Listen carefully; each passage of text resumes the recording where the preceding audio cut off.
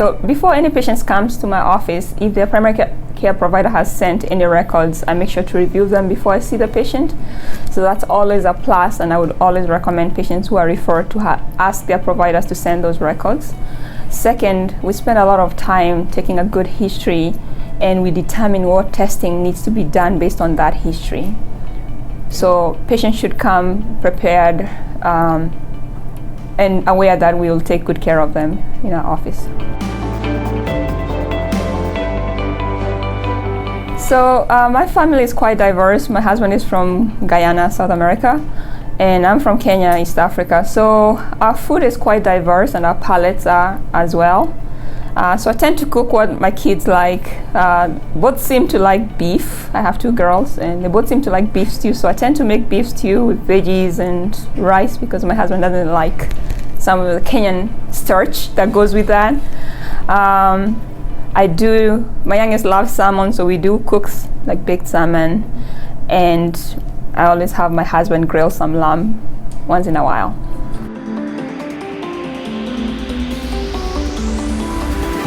When I went to medical school, I did the combined MD PhD program, and my graduate school work was in microbiology and immunology. So allergists and immunologists seemed like a good fit in terms of the immunology part of it. And allergy is where you have, your immune system reacting to non-microbe agents. So I felt that would be a great fit. Second, lifestyle. I get more time with my family now in this practice, because most of our work is usually outpatient.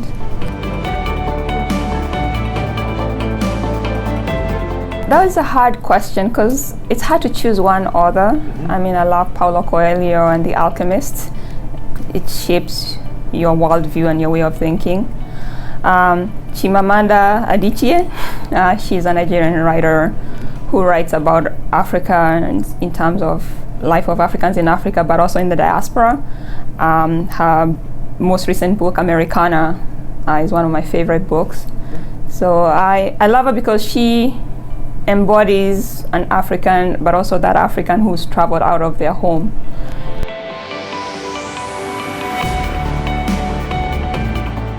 So when I first moved to the US, I was actually in New Mexico first, and I got to meet a Kenyan family in Kenya that lived in Birmingham. So they invited me here for all the holidays and the summers. So I used to come to Birmingham for years for the summer holidays.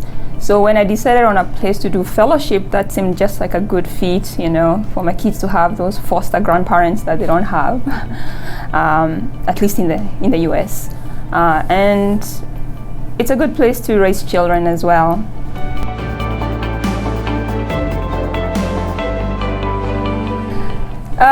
So I think there's always a lot of people come in with a question of food allergy, and they are worried that a lot of their symptoms are due to foods. I think first and foremost, we need to understand that food allergies are rare, and though food is a foreign agent, it doesn't mean that we are allergic to it. So I think sometimes patients come concerned that they have a food allergy when what they have is an intolerance. So I would like people to understand that food allergies are much more prevalent in younger children than in adults. And that's one thing I try to discuss with my patients when they come with those concerns.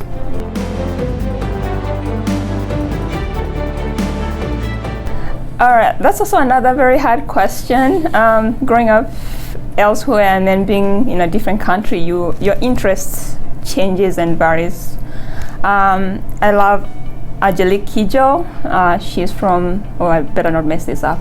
She's from West Africa, and her music is very influenced by different aspects of the diaspora. So there's a lot of African, there's a lot of American influences, there's a lot of Latin influences. And when she came for her consult, first day she had just a talk of her humanitarian work and just associating music and seeing people doing good work and charity work in addition to having fun. Plus my kids loved it, and we all got to get on stage and get to dance with them.